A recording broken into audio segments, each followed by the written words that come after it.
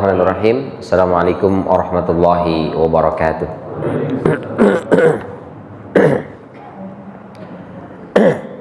Alhamdulillah, wassalatu wassalamu ala Rasulillah wa ala alihi wa ashabihi wa mawalah, la haula wa la quwata illa billah. Asyhadu an la ilaha illallah wahdahu la syarikalah wa asyhadu anna Muhammadan abduhu wa rasuluhu alladzi la nabiyya wa la rasula ba'dah. Laqad qala Allah ta'ala fi kitabihil karim ba'da a'udzu billahi minasyaitonir rajim. Ya ayyuhalladzina amanu taqullaha haqqa tuqatih wa la tamutunna illa wa antum muslimun. Amma ba'd, fa inna asdaqal hadithi kitabullah wa khairal hadi hadi Muhammadin sallallahu alaihi wasallam. Allahumma akhrijna min dhulumatil waham waftah lana abwabal ilm wa akrimna binuril faham wa sahil akhlaqana bil hilm.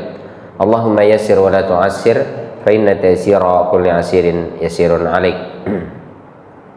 Rabbana zidna ilman warzuqna fahman walhiqna bis salihin birahmatika ya arhamar rahimin.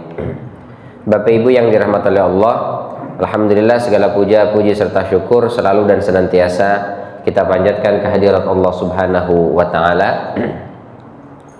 Mudah-mudahan semua amal ibadah yang telah, sedang dan akan kita laksanakan dibantu oleh Allah Subhanahu wa taala untuk disempurnakan segala kekurangannya, sehingga semua amal ibadah itu bisa diterima dengan pahala berlipat ganda insyaallah. Salawat beriring salam tak lupa kita sampaikan kepada junjungan kita Nabi besar Muhammad sallallahu alaihi wasallam, kepada keluarga beliau, kepada para sahabat beliau, dan juga kepada para pengikutnya yang mudah-mudahan kita semua yang hadir di sini dan keluarga kita dimanapun berada mudah-mudahan masuk ke dalam barisan pengikut Rasulullah sallallahu alaihi wasallam yang besok di yaumul qiyamah mudah-mudahan kita semua bisa mendapatkan syafaat dari beliau. Amin ya rabbal alamin. Bapak Ibu yang dirahmati oleh Allah, kita masih di surat Al-Falaq ayat terakhir. Seperti biasa kita baca dulu. A'udzu billahi minasy syaithanir rajim.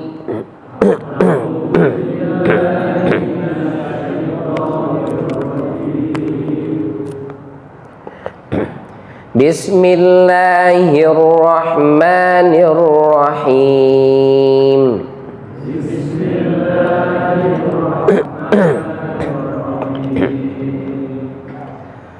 Qul a'udzu birabbil falaq.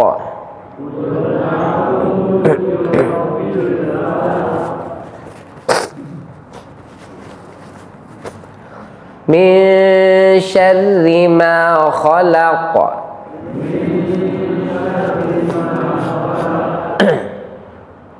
Wa min syarri ghasiqin idza waqab.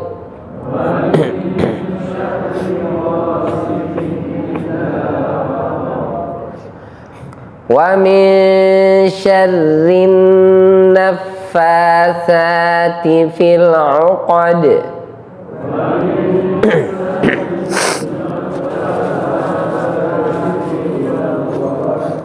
Wa min syarri hasidin idza hasad.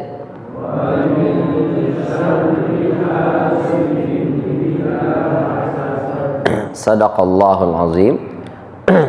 Kemarin kita sudah sampai di wa min syarrin naffatsati fil 'uqad. Dan dari keburukan wanita-wanita tukang sihir yang meniup pada buhul-buhul. Kita sampaikan bahwa sihir termasuk perbuatan syirik dan pelakunya itu menurut mayoritas ulama yuqtal wala yustatab. Kata Imam Malik, dia nauzubillah min zalik dihukum mati tanpa harus dimintai pertaubatan. Karena dia perbuatan kafir syirik. Perbuatan syirik dan pelakunya adalah kafir. Maka mendatangi tukang sihir hukumnya adalah tidak boleh. Kata Rasul sallallahu alaihi wasallam, iseng aja nanya dukun, itu sholat kita 40 hari 40 malam hilang pahalanya. Apalagi sampai membenarkan. Wah, itu kalau membenarkan perkataan tukang sihir atau tukang tenun dan sebagainya, maka laqad kafara bima nuzila ala Muhammadin sallallahu alaihi wasallam. Dia telah kafir terhadap apa yang diturunkan kepada nabi kita Muhammad sallallahu alaihi wasallam. Tapi meski begitu, sihir meskipun ada pengaruhnya, dia tidak akan berdaya kepada hamba Allah yang taat. Dalam surat Al-Hijr ayat 42, inna ibadi laisa laka alaihim sultan. Sesungguhnya tidak ada bagimu kekuatan kepada hamba-hambaku.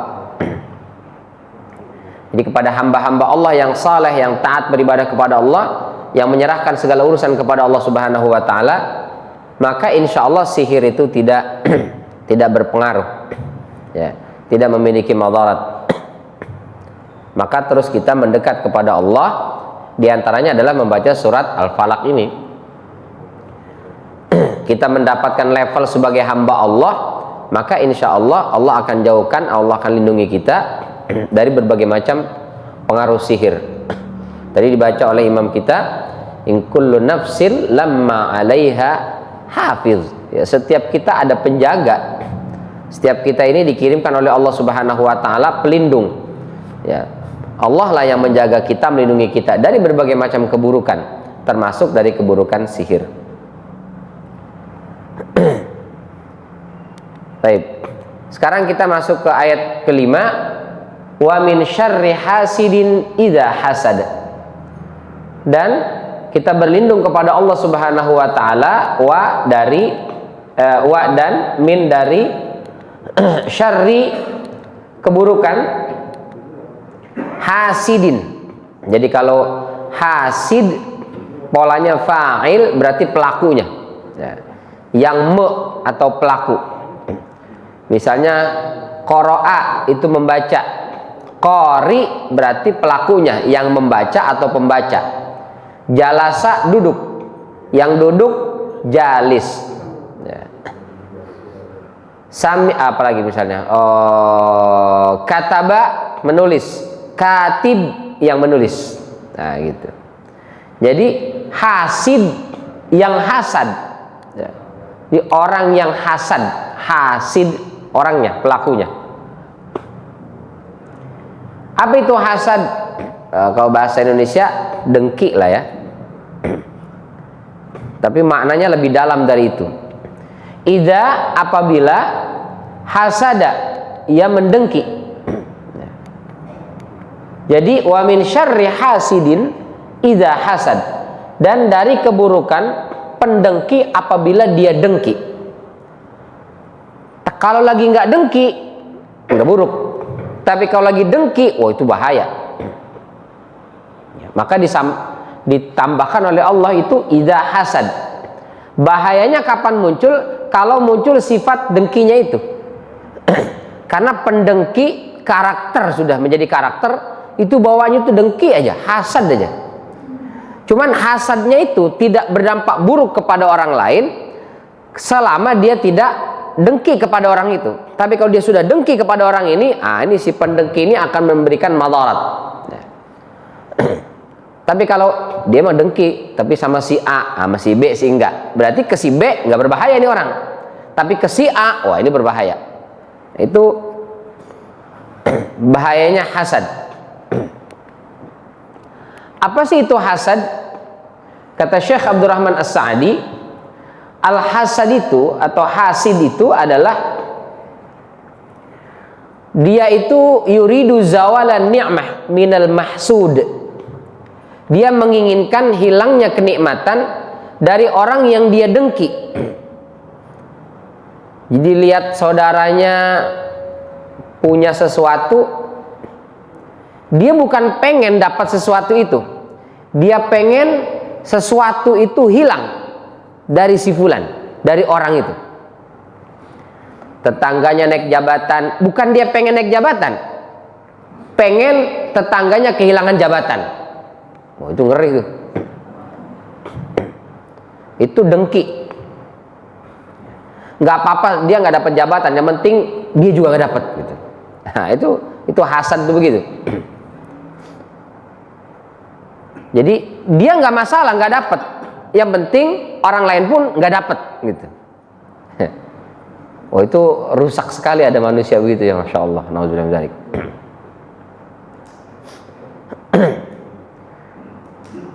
Tetangganya ningkatin rumah misalnya, dia yang nggak bisa tidur. Kalau kata Mama Dedeh istilahnya apa? SMS. Senang melihat orang susah, susah melihat orang senang. Jadi kalau ada orang susah, dia senang. Rasain tuh, syukur. Jadi dia bersyukur kalau ada orang lain susah. Tapi giliran orang lain senang, dia yang susah. Makan nggak enak, tidur nggak nyenyak. Kenapa? Tetangganya bikin rumah, tetangganya beli kendaraan baru, tetangganya nikah lagi aja dia yang stres. Oh bisa nikah lagi dia? Gimana caranya supaya nggak nikah lagi? Nauzubillah min dzalik, masya Allah. Nah, hasad itu membuat dia akan melakukan berbagai macam cara dan upaya gimana caranya orang yang dia dengki itu hilang nikmatnya. Ngeri. Kayak tadi misalnya di kantor ada promosi jabatan. Oh, dia berlomba pengen dapat, ternyata bukan dia yang dapat si A misalnya. Dia berusaha berbagai macam cara memfitnah si A ini. Dia enggak layak, dia ini sebenarnya itu terus supaya jabatan itu hilang, lepas dari tangan si A. Nah, itu sifat hasad. Dan itu berbahaya. Karena dia akan menghalalkan berbagai macam cara supaya hilang itu. Dan kalau bisa pindah ke dia. Wah, itu hasad tuh. Nauzubillah min dzalik. Dan hasad ini dalam semua hal. Bisa dalam hal harta, bisa dalam hal jabatan, bisa tadi keturunan. Hasad, lihat orang kok bisa dapat keturunan cakep begitu, keturunannya banyak, soleh-soleh, pintar-pintar. Bahkan bisa saja hasad dalam hal ilmu ya. Kok bisa lebih pintar dia daripada saya, kok lebih banyak dia hafalannya daripada saya. Itu hasad itu berbagai macam kemungkinan itu bisa orang itu hasad ya. Bukan hanya harta, bahkan prestise, penghormatan. Kok bisa dia yang dihormati daripada saya, padahal jabatannya apa dia? Oh, cuma RT, saya ini lurah, kok lebih dihormati RT daripada lurah. Misalnya ini mah. Nah, itu hasad itu. Gila penghormatan itu muncul disebabkan dari ujub dan takabbur. Kenapa hasad muncul? Karena dia merasa dirinya hebat, merasa dirinya mulia, merasa dirinya tinggi, sehingga dia nggak rela, hatinya nggak lapang kalau ada orang yang lebih tinggi dari dia, ada orang yang lebih mulia dari dia. Kenapa? Karena dia merasa dialah yang paling tinggi, dialah yang paling mulia. Jadi takabbur, sombong, ujub, merasa diri hebat, itu menyebabkan muncul penyakit hasad ini. Auzubillah min dzalik. Maka untuk menghilangkan penyakit hasad gimana caranya Ustaz? Supaya nggak ngiri dengan kehidupan orang. Maka supaya nggak ngiri, nganan. Ini ngiri, nganan. Maksudnya adalah merendah, tawadhu. Man tawadhu'a lillahi rafa'ahu Allah. Tidaklah seseorang merendah karena Allah Subhanahu wa taala illa rafa'ahu Allah, kecuali Allah akan angkat derajat dia. Justru Allah muliakan kita ketika kita merendah ya. Merendahlah sampai tidak ada yang bisa merendahkan kita, sampai orang bingung mau merendahkan kita gimana karena kita sudah merendah. Jadi menghilangkan penyakit hasad itu dengan tawadhu, dengan merendah. Kemarin baru umroh, kami mengunjungi makam Ibnu Abbas radhiyallahu anhu warḍah di Taif. Jadi Ibnu Abbas makamnya itu di Taif. Beliau itu tidak dimakamkan di Madinah di Baqi, juga tidak dimakamkan di Mekah di Ma'la misalnya. Tapi beliau memilih hidup menghabiskan masa tuanya itu di Taif. Ya.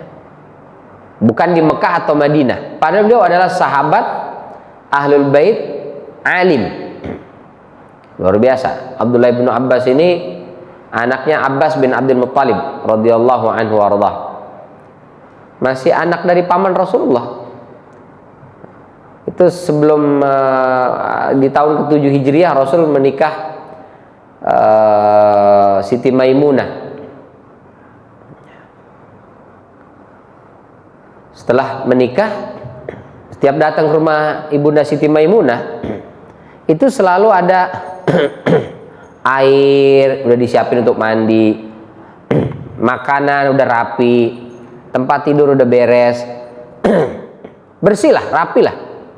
Ditanya, Maimunah, kenapa kau repot-repot menyiapkan segalanya ini untukku? Kata Siti Maimunah, bukan saya semua ya Rasul. Terus itu dibantu oleh Zakal Ghulam, anak itu yang bantu. Siapa dia? Itulah Abdullah bin Abbas. Subhanallah, panggil Abdullah bin Abbas ini. Setelah itu dipegang, ada yang mengatakan kepala beliau, ada yang mengatakan dada beliau. Lalu Rasul mendoakan, Allahumma faqihhu fid din wa 'allimhu ta'wil. Ya Allah, fahamkanlah anak ini terhadap agama dan jadikan dia sebagai ahli tafsir Al-Qur'an. Maka kita kalau baca tafsir Al-Qur'an itu selalu merujuknya kepada pendapat Ibnu Abbas radhiyallahu anhu ardah. Ya. Alim luar biasa. Karena didoakan oleh Rasulullah.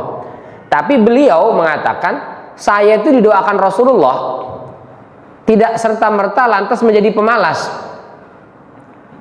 Gak usah lah rajin-rajin banget belajar. Orang doain Rasulullah, yang doain pasti mustajab doanya, pasti jadi alim.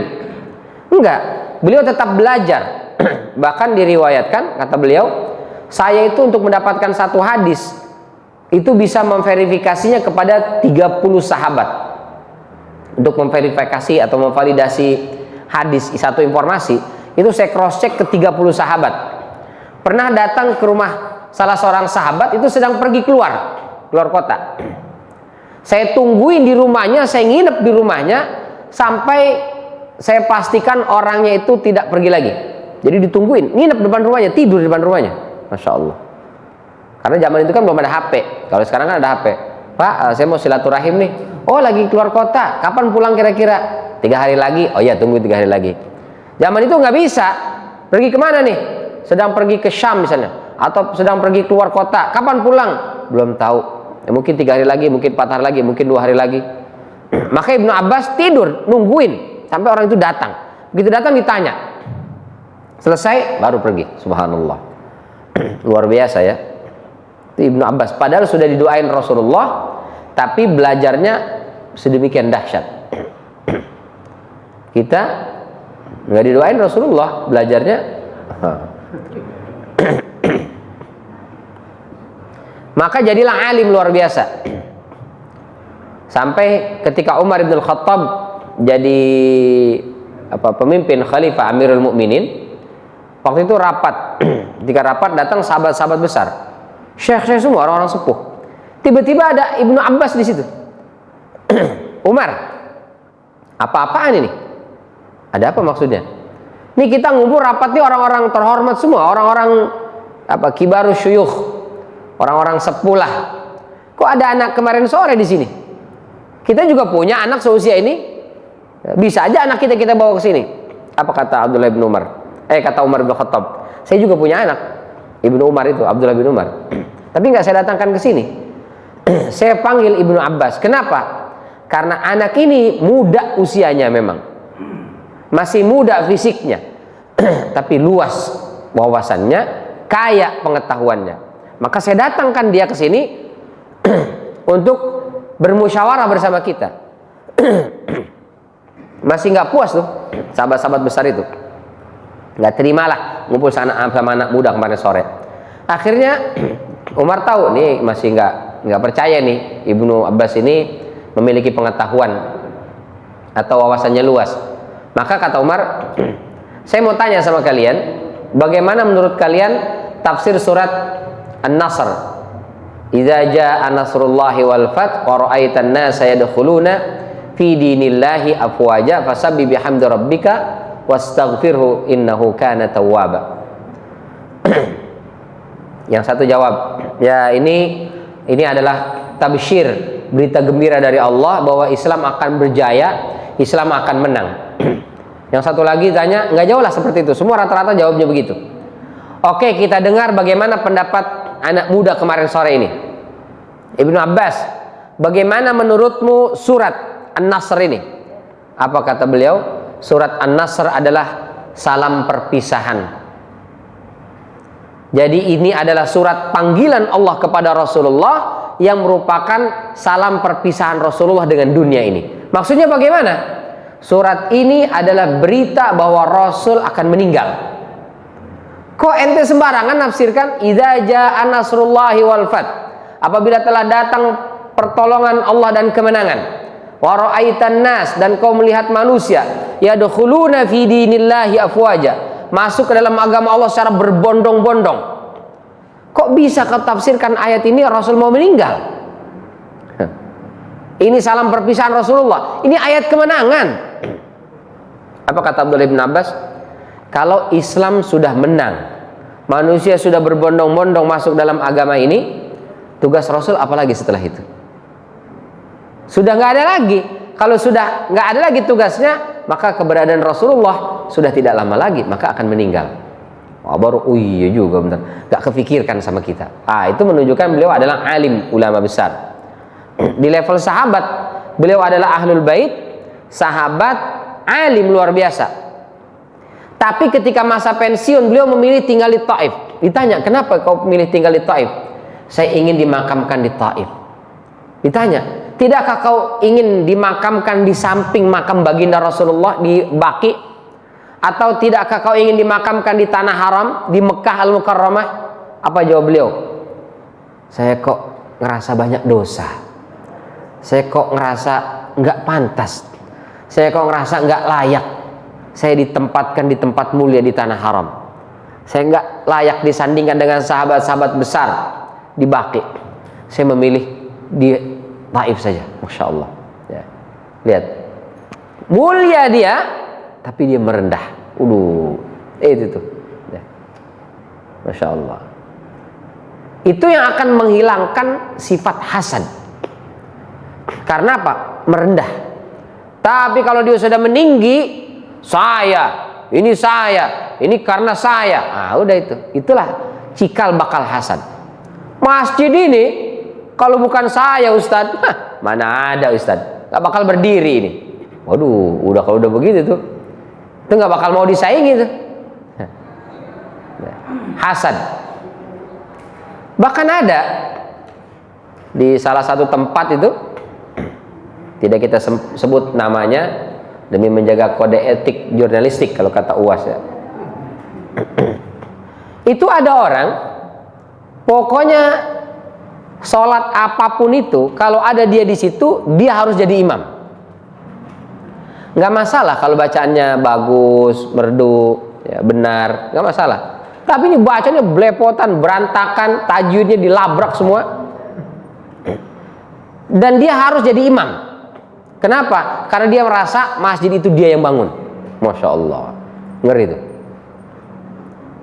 Sampai banyak yang akhirnya gerah, tidak mau sholat di masjid itu, pindah pergi. Dia itu datang paling dulu Pak, azan, dia yang azan. Biasanya kita kan kalau mau azin ya, yang imam yang lain lah gitu kan. Kecuali memang nggak ada, atau memang ya dia imam terus mau azin misalnya telat, oke lah. Ini enggak, orang ada, dia azan. Selesai azan, kan sholat qobliyah tuh. Dia sholat qobliyah itu pas di posisi imam itu. Jadi sholat qobliyah di situ, nungguin masuk waktu sholat untuk iqomah. Nanti dia suruh orang qomat. Jadi dia udah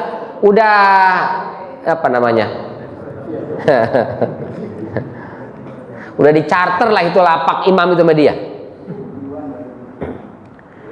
Nanti misalnya dia telat, ada orang langsung nyerobot ke situ, selesai sholat dimaki-maki sama dia, marah-marahin sama dia, kamu nggak tahu, oh segala macam, masya Allah. Itu penyakit hasad tuh. Ya. Merasa diri tinggi, merasa diri hebat. Aduh, ngeri juga tuh, nauzubillah min dzalik ya.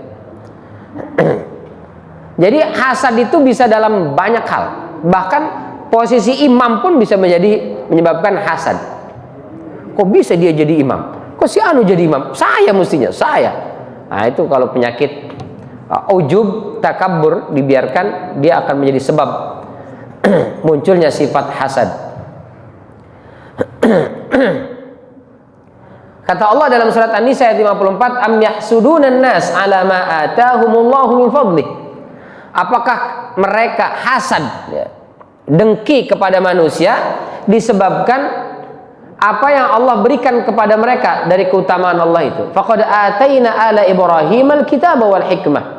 Kami telah berikan kepada keluarga Ibrahim al-kitab, al-hikmah, wa atainahum mulkan azima, dan kami berikan kepada mereka kekuasaan atau kerajaan yang besar. Maka nggak boleh hasad. Masing-masing kita itu pasti ada kelebihan, ada kekurangannya, pasti itu. Maka nggak perlu iri dan dengki. Mungkin Allah berikan kelebihan harta kepada si fulan, kita kurang harta, tapi mungkin Allah berikan kepada kita anak-anak yang sehat. Allah ambil mungkin nikmat itu dari dia. Yang ini mungkin sebaliknya, anak-anaknya sehat, pintar, cerdas, tapi belum tentu ada kelebihan harta. Kita mungkin Allah lebihkan harta, tapi di situ Allah berikan kekurangan. Setiap kita pasti selalu ada sisi kurangnya, sisi lebihnya pasti ada. Selalu. Enggak Ustaz, kita lihat dia hidupnya enak terus kok, nggak ada masalah. Belum tentu. Mungkin dia pandai menyimpan rahasia itu. Ya, karena ada orang itu yang punya masalah, dia ingin satu komplek tahu kalau dia punya masalah. Ya. Saya lagi ada masalah nih, kesini saya lagi ada masalah nih. Ya, dipikir di dunia ini cuma dia yang punya masalah. Ya. Semua orang punya masalah, tapi yang lain itu menyembunyikan, menyimpan masalahnya sehingga dia tidak mau mengekspos ke orang lain. Ya. Kenapa? Karena ada orang tadi itu yang hasad itu. Kalau dia tahu kita punya masalah, di situ dia tertawa. Baru rasa ya. Syukur kau punya masalah. Ada begitu. Maka kita simpan, rahasiakan rapat-rapat masalah itu. Nauzubillah min dzalik. Hati-hati ya. Ada orang dia dapat nikmat diceritakan, dibikin status, update status di Facebooknya, di IG-nya, status. Dia ada masalah, nulis juga di status. Berusaha untuk tetap tegar meski hati terluka. Nggak ada yang like, nggak ada yang komen. Mungkin kurang tajam kata-katanya. Kok bisa nggak ada yang komen ya, nggak ada yang like ya.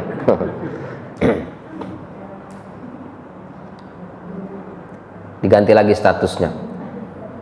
Meski banyak masalah, tapi aku rak popo. Nggak ada juga yang komen. Begitu seterusnya deh. Akhirnya ketemu orang diceritain masalah. Kemana-mana cerita masalahnya. Sama ketika dia dapat kenikmatan, gitu juga kemana-mana diceritain nikmatnya itu. Nah itu nggak boleh begitu. Kenapa? Karena banyak orang-orang nauzubillah min dzalik, boleh jadi ada yang hasad itu.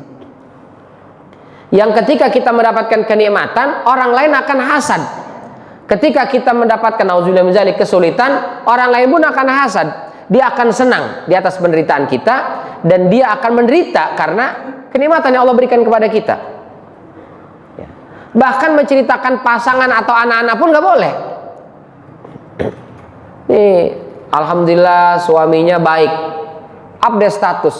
Masya Allah, bersyukur sekali dapat suami baik seperti ini. Udah ganteng, tinggi, bersih, peduli, perhatian. Kita tulis di status, itu akan dilihat oleh orang-orang. Enak banget ya suaminya. Yang mana sih? Aku mau juga dong punya suami seperti itu. Digodain suami kita, Bu.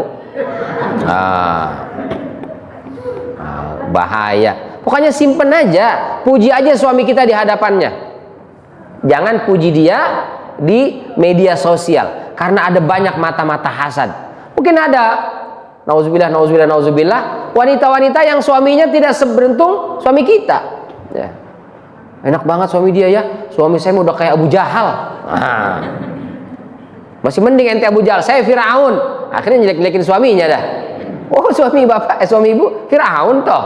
Baru tahu Firaun sholat di Masjid Ittihad. Wah, nauzubillah min dzalik.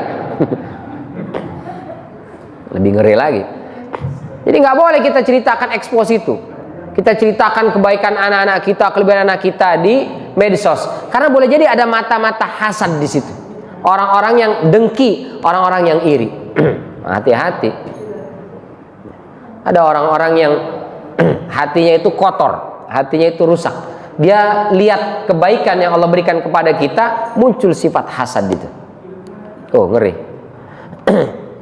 Berarti nggak boleh kita iri dengan kebaikan yang Allah berikan kepada seseorang, Ustaz. Boleh. Jadi kata Imam Al-Qurtubi, berkeinginan mendapatkan seperti yang Allah berikan kepada seseorang, tapi tidak memiliki niat untuk menghilangkan nikmat tersebut dari orang itu, maka itu bukan kategori hasad. Itu nggak dengki itu. Itu disebut dengan ghibthah, berlomba dan bersaing sehat, atau al-munafasah. Ya Allah, si itu udah beli mobil baru. Ayolah semangat, kita nabung yuk. Dia bisa, kita juga bisa. Gitu. Ini si anu dia sudah punya rumah, sudah renovasi lagi rumahnya. Ayo kita nabung yuk Pak yuk. Insya Allah kita bisa. Ayo mah kita nabung, berusaha. Insya Allah kita pun bisa. Dia juga bisa, kita juga bisa.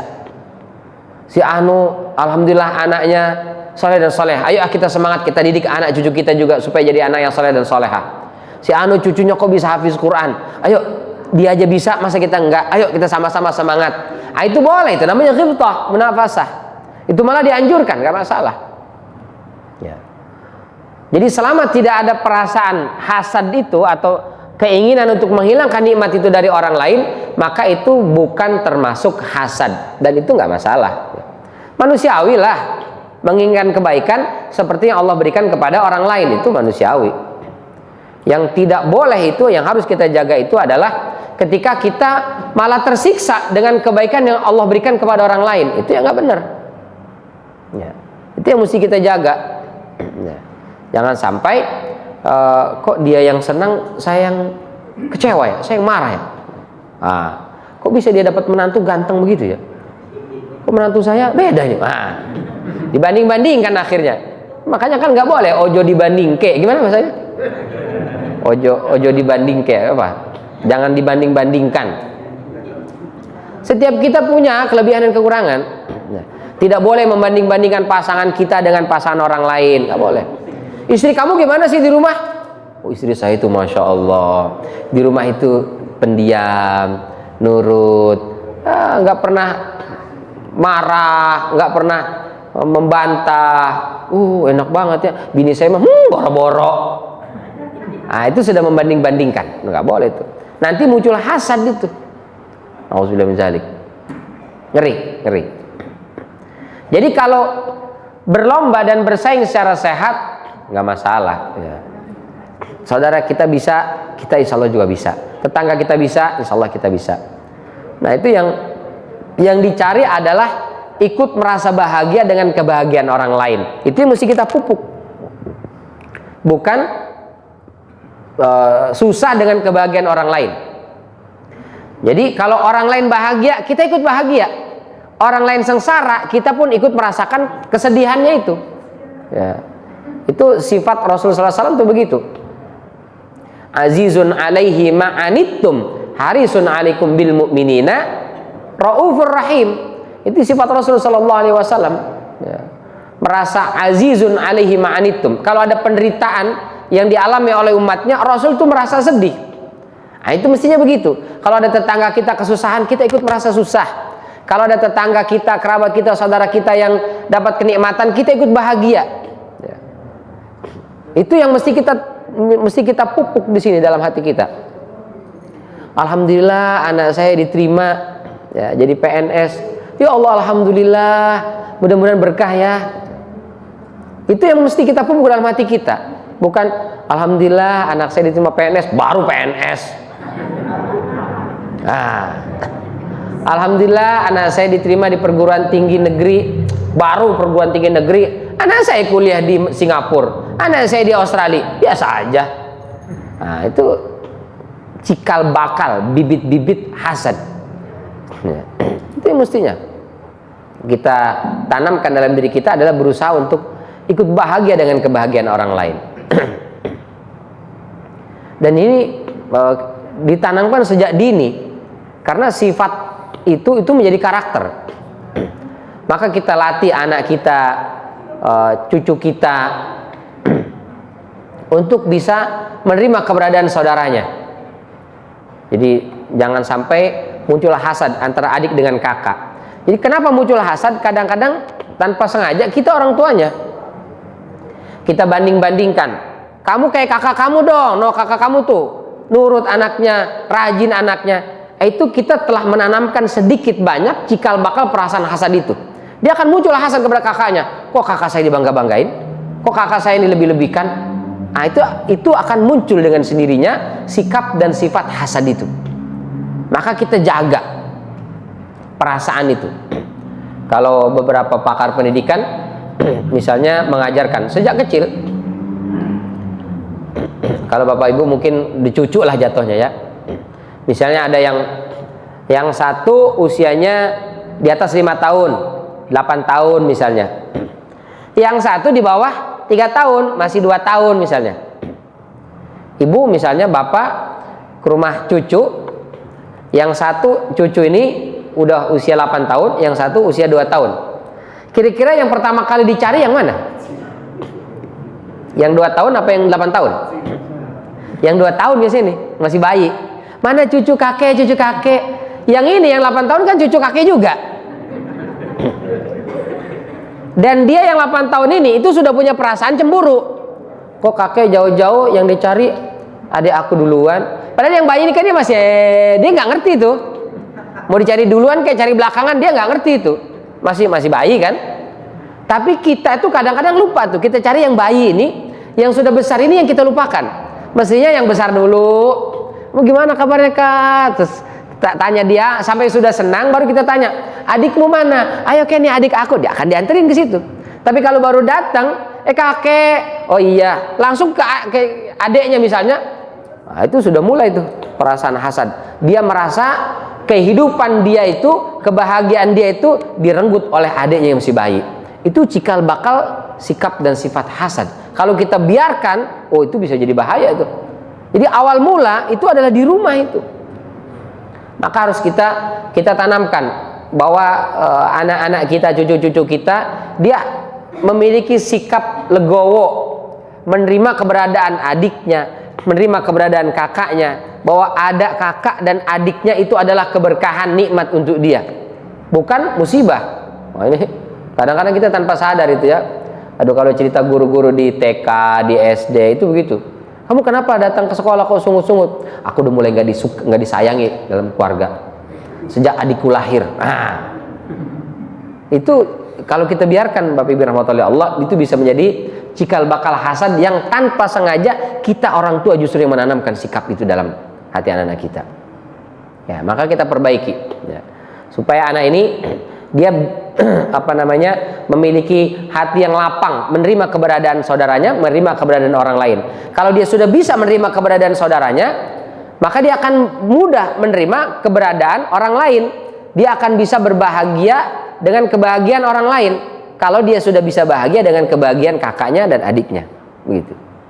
Maka kita latihkan untuk biasa berbagi ya, berbagi kebaikan, kesenangan, kesulitan, berbagi. Itu mengikis sikap ini, sifat hasad ini, karena bahaya, Masya Allah. Baik, jadi kalau bersaing sehat itu nggak masalah. Maka Rasul Shallallahu Alaihi Wasallam dalam riwayat Imam Bukhari mengatakan kepada kita, la hasada illa fitnatain. Tidak ada hasad kecuali dalam 2 hal. Kata Imam Qurtubi, di sini bukan hasad sebenarnya, tapi yang ghibtah ini. La ghibtata illa fitnatain. Tidak boleh iri tapi dalam kebaikan, mau berlomba dan bersaing sehat, kecuali dalam 2 hal. Apa itu? Rajulun allamahullahu al-Quran. Seseorang yang Allah ajarkan kepadanya Al-Quran, fahuwa yatluhu ana al-lail wa ana an-nahar. lalu dia baca Al-Quran itu siang dan malam, fasami'ahu jarun lahu, lalu tetangganya dengar, Masya Allah, si fulan ini di rumah dia selalu baca Quran, bacaan Qurannya merdu, enak, fasih, Masya Allah. Ya Allah, saya pengen juga, ya laitani utitu misla ma utiya fulan. Ya Allah, saya pengen juga bisa baca Quran, ngerti Al-Quran, saya baca pagi, siang, malam. Fa'amiltu misla ma ya'mal, lalu saya beramal seperti dia. Nah, itu boleh kita hasad. Yang kedua, wa rajulun atahu Allahu malan, atau seseorang yang Allah berikan kepadanya harta, fahuwa yuhlikuhu fil haq, lalu orang itu mendermakan hartanya. Dia bantu fakir miskin, dia santuni anak yatim, dia bantu janda-janda. Tua apa muda? Ya pokoknya dia bantulah orang-orang yang membutuhkan. Dia infakkan di jalan Allah. Musim kurban dia berkurban, ya, dia berinfak, dia mengeluarkan zakatnya dan seterusnya. Maka sahabatnya, tetangganya, kerabatnya iri. Laitani utitu misla ma utiya fulan. Seandainya saya juga dapat harta, memiliki harta yang banyak seperti si fulan, lalu dengan harta itu fa'amiltu misla ma ya'mal, saya juga akan bantu masjid, bantu anak-anak pesantren, bantu anak-anak yatim, bantu orang-orang yang membutuhkan, bantu fakir miskin dan seterusnya. Maka seperti itu diperbolehkan oleh Rasulullah Shallallahu Alaihi Wasallam. Nah, kata Syekh Muhammad Amin Asy-Syangqiti, ayat kelima ini disebutkan setelah menyebutkan sihir. Wa min syarrin naffasati fil 'uqad wa min syarri hasidin idza hasad. Disebutkan setelah sihir karena sama-sama berdampak buruk secara tersembunyi. Sihir kita nggak tahu sihir itu. Nauzubillah min dzalik, tahu-tahu sudah terkena aja sihir. Sama seperti hasad. Kita nggak tahu Pak, orang itu hasad atau tidak kepada kita. Boleh jadi dia adalah teman duduk kita, boleh jadi dia adalah teman nongkrong kita, boleh jadi dia teman kantor kita, boleh jadi dia adalah teman bisnis kita. Ketemu kita senyum ramah, tapi rupanya di balik senyumnya itu dia menyimpan hati yang dengki. Dia sebetulnya nggak suka dengan pekerjaan yang kita punya. Dia nggak suka dengan harta yang Allah berikan kepada kita. Dia sebenarnya iri, hasad dengan keluarga yang Allah berikan, karuniakan kepada kita. Dia boleh jadi hasad dengan kendaraan kita nggak pernah tahu. Tersembunyi dia di dalam hati, dalam kolbu, nggak kelihatan. Nah, itu sama seperti sihir. Yang pertama. Yang kedua, dan itu sama-sama memiliki dampak. Sihir meskipun dia tersembunyi, itu bisa menyebabkan orang terkena penyakit, bisa menyebabkan orang kena celaka. Nauzubillah min dzalik. Hasad gitu juga. Orang hasad itu kalau dia sedang dengki, sedang hasad, itu bisa menyebabkan terjadinya penyakit ain. Kata Rasulullah, al-ain itu hak. Penyakit ain itu benar adanya. Apa itu ain? Ain itu artinya mata. Apa maksudnya? Orang dengki ngelihat lewat tatapan mata itu, ketika kolbunya dengki, tatapan itu membawa dampak buruk. Nauzubillah min dzalik.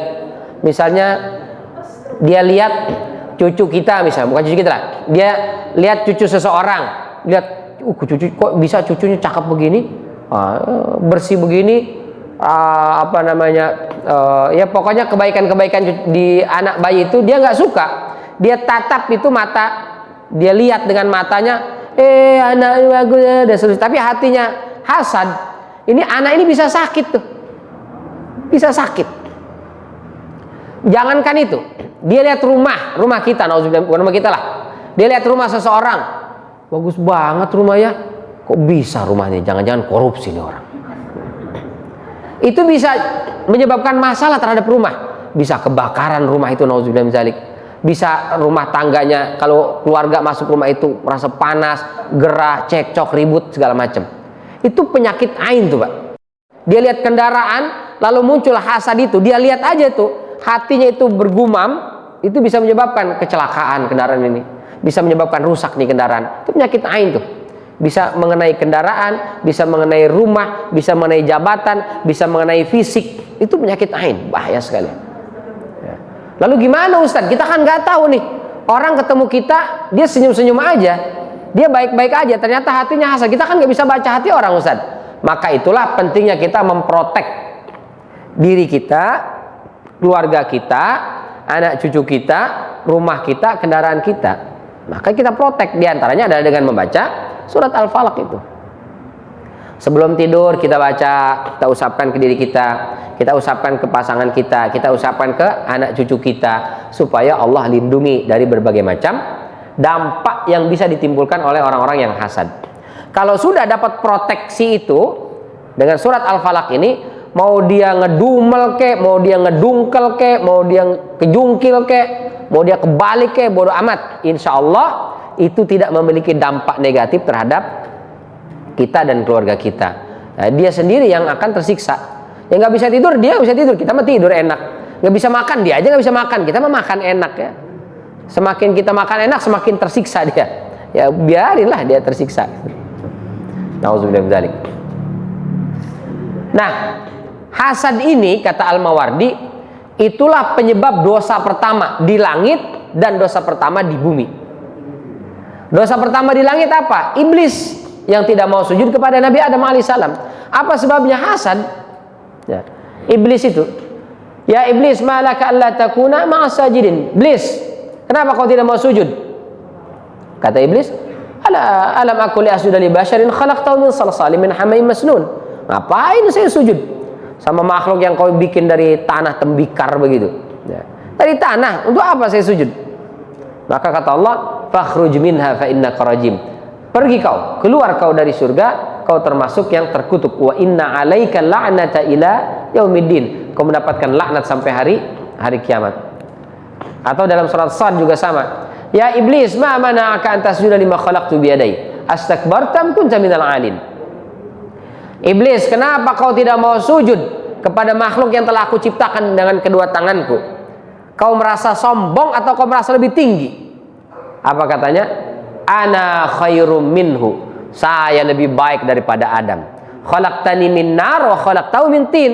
Kau ciptakan aku dari api, sementara dia kau ciptakan dari tanah. Api lebih tinggi, lebih mulia daripada tanah. Nah itu cikal bakal tuh. Akhirnya hasadlah iblis kepada Nabi Adam alaihissalam sampai hari kiamat itu tidak terobati. Bahkan dia rela masuk neraka. Masya Allah. Nauzubillah min dzalik. Yang kedua adalah anaknya Nabi Adam alaihissalam. Di dunia dosa pertama terjadi kasus pembunuhan Qabil kepada Habil disebabkan karena hasad juga tuh. Jadi dosa pertama di langit hasad, sebabnya dosa pertama di bumi juga adalah hasad. Maka kita berlindung kepada Allah Subhanahu wa taala. Nah, kata Rasul, ada bangsa yang sangat besar hasadnya kepada kita, yaitu bangsa Yahudi. Wadda katsirun min ahli kitab law yaruddunakum min ba'di imanikum kufara hasadan min 'indi anfusihim. Orang-orang Yahudi itu sangat ingin orang beriman itu semuanya menjadi kafir. Apa sebabnya? Hasad aja, hasad. Mereka nggak rela kok bisa nubuah diberikan kepada orang Arab, bukan keturunan Bani Israel. Nah, kata Rasul Shallallahu Alaihi Wasallam, mereka hasad kepada kita itu paling hasad dalam dua hal. Yang pertama salam, dan yang kedua adalah ucapan amin. Orang Yahudi itu nggak suka dengan ucapan salam dan ucapan amin. Salam cermin ukhuwah dan persatuan, sementara amin cermin sholat berjamaah. Dua hal ini yang sangat tidak disukai oleh orang-orang Yahudi. Maka mereka berupaya bagaimana mengganti salam itu dengan ucapan-ucapan yang lain. Selamat pagi, selamat siang, selamat malam. Pokoknya nggak ada ucapan assalamualaikum. Itu mereka nggak suka. Sholat berjamaah gitu juga. Gimana caranya supaya kita tidak sholat berjamaah? Nauzubillah min dzalik. Nah, ini barangkali akhir dari pembahasan surat Al-Falaq. Insyaallah di pertemuan yang akan datang berarti kita pindah, sudah lanjutkan ke surat Al-Ikhlas. Sebelum ditutup mungkin ada yang ingin ditanyakan, ditambahkan atau diluruskan. Jika ada yang keliru, falyatafaddal masykuran. Ya. Oh ya. Bismillahirrahmanirrahim. Assalamualaikum warahmatullahi wabarakatuh. Assalamualaikum warahmatullahi wabarakatuh.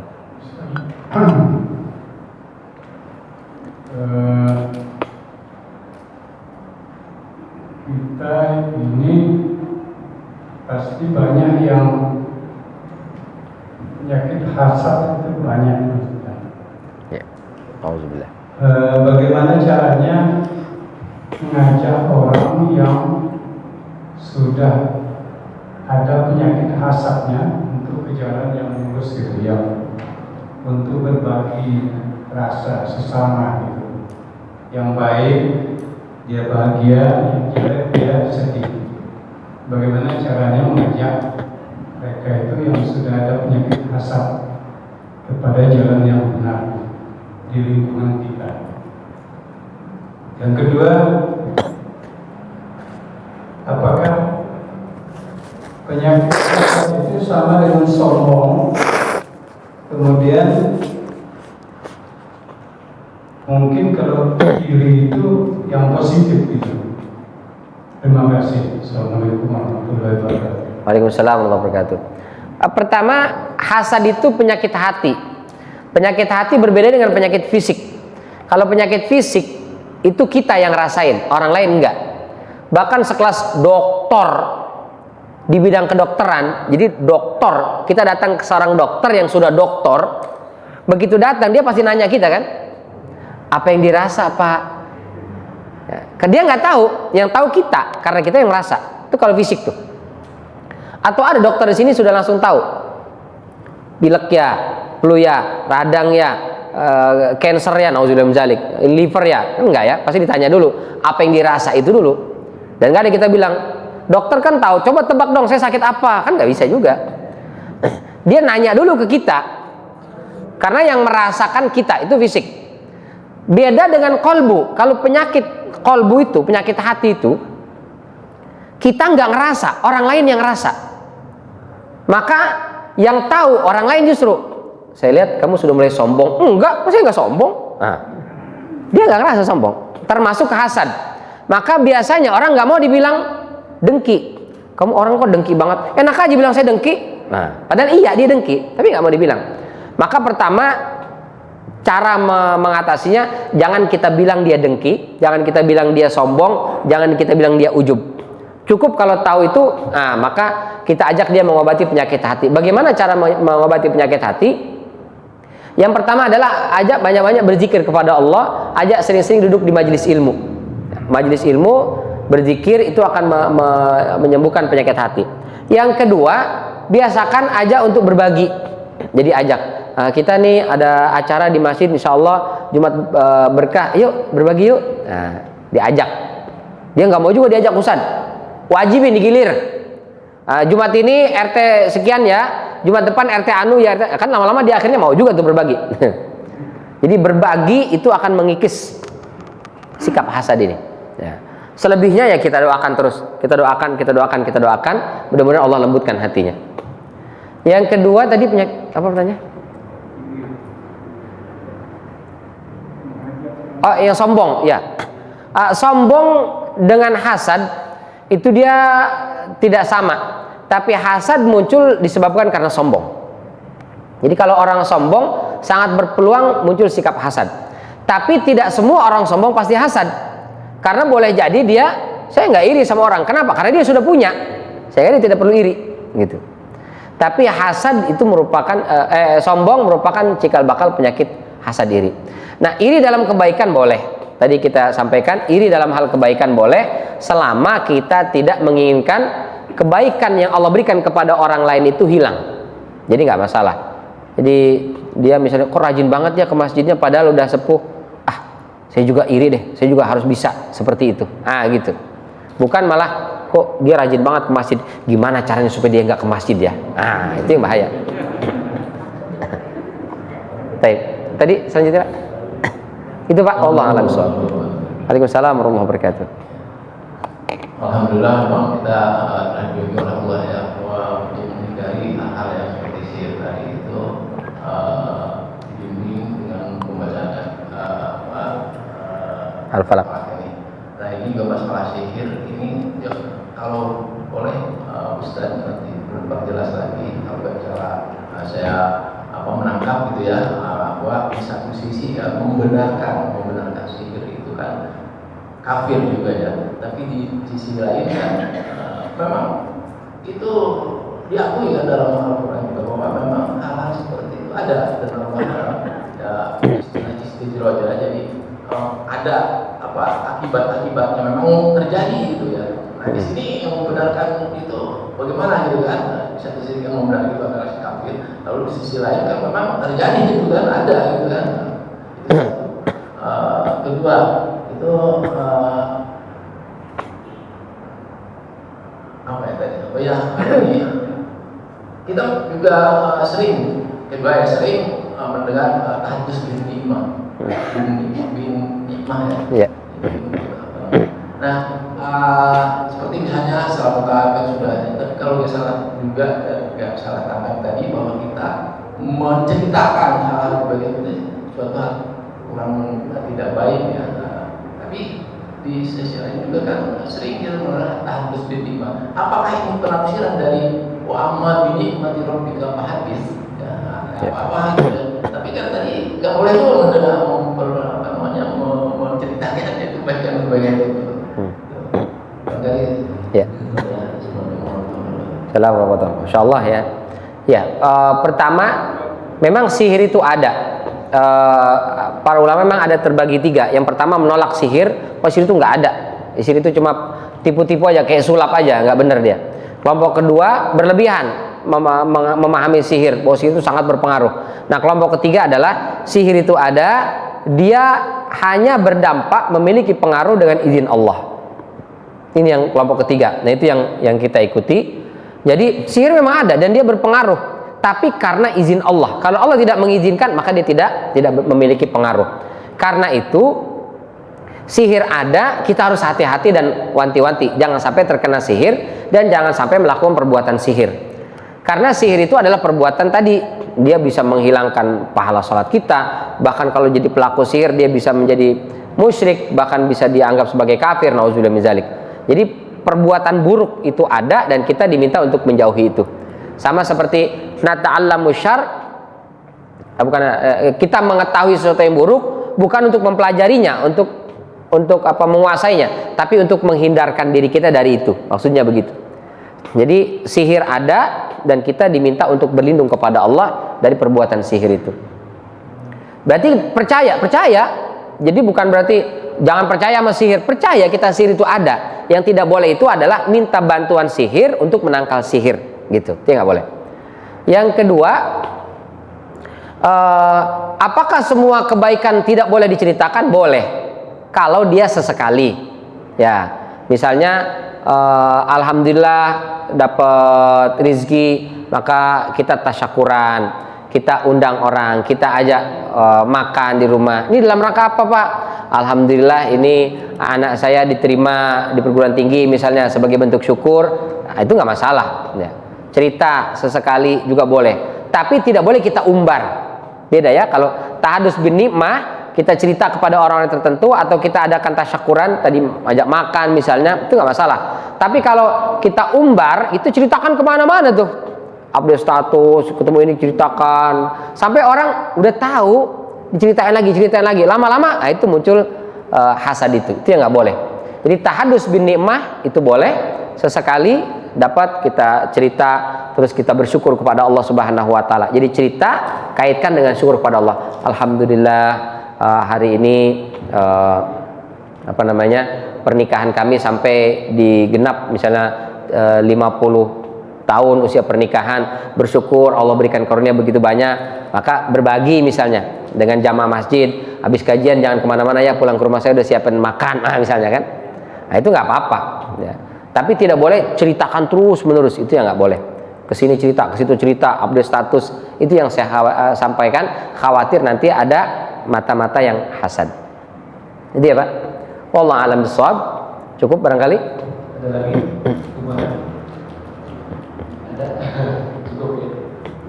Baik, mudah-mudahan Allah Subhanahu Wa Taala selalu berikan kenikmatan kepada kita dan kita diajarkan untuk bersyukur kepada Allah Subhanahu Wa Taala, dan Allah lindungi, jauhkan kita dari berbagai macam sifat dan sikap hasad dari orang-orang yang hasad, sehingga selamat kita di dunia, selamat pula kita di yaumul hisab kelak insyaallah. Terima kasih atas segala perhatian. Mohon maaf apabila ada kekeliruan dan kekurangan. Kita tutup dengan hamdalah dan kafaratul majlis. Alhamdulillahirabbil alamin. Subhanakallahumma wa bihamdika asyhadu an la ilaha illa anta astaghfiruka wa atubu ilaik. Wabillahi taufiq wal hidayah. Wassalamualaikum warahmatullahi wabarakatuh.